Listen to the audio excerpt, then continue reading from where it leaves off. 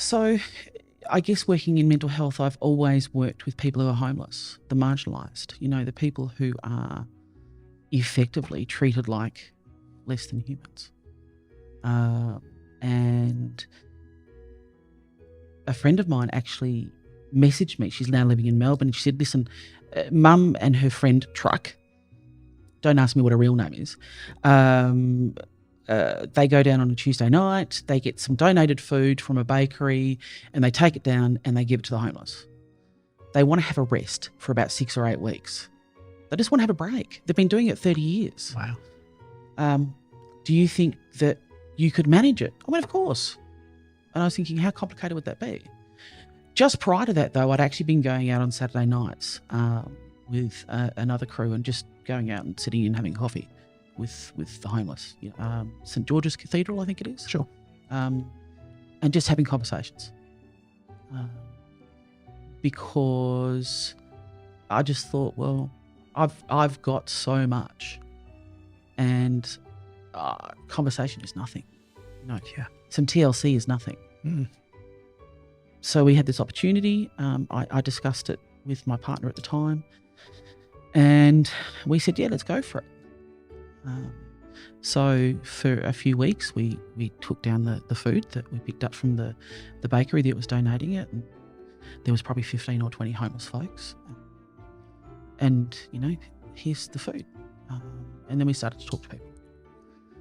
At the time, my stepson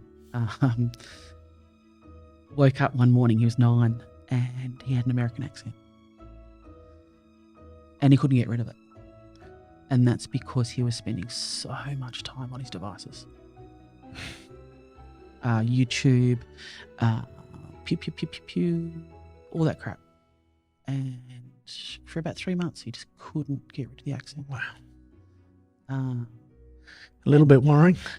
Incredibly. And, my concerns were obviously heightened, knowing where the potential that could lead to. Because you've got both ends of the spectrum now. Yeah. You're a parent, but you're also dealing with, the friends where life hasn't taken them in places they wanted to go when they were this age. Correct. And they're just dealing with that struggle now. But as a mental health nurse, I've parented all my life. Yeah. Because essentially what we do when someone comes into hospital is we reparent. We're caring for them. We're setting healthier boundaries. We're reteaching them how to function. We're looking after them. We're giving them medication. That's all parenting. Isn't it? It is. Yeah. So all my life I've been parenting, just with slightly older children and probably much naughtier. So we started to do this, and I certainly, I guess, again, just fell in love with it. The conversations that we had with these people were amazing, and they absolutely embraced my stepson. They absolutely embraced with just wholeheartedly. So you took your stepson Absolutely. Savcom. What a therapy that is for him. Absolutely. Very smart. He served them food. He sat down and ate dinner with them. He had Milo with them. He had real conversations with them. Very quickly, we just went, no, we want to do more. So we then started to cook. And very quickly, it went from about 15 people to 75. And we'd cook up these great big huge vats of pasta and spag bog and, beans, whatever we could afford. Sure. Because at that point it was self-funded. And then I wanted to share, and I got really excited, so I started to share it on Facebook. That's all it is, Jane. That's where it is. That's where so many people. Yeah. I mean, I in the intro for you, I said, rain, hail, or shine.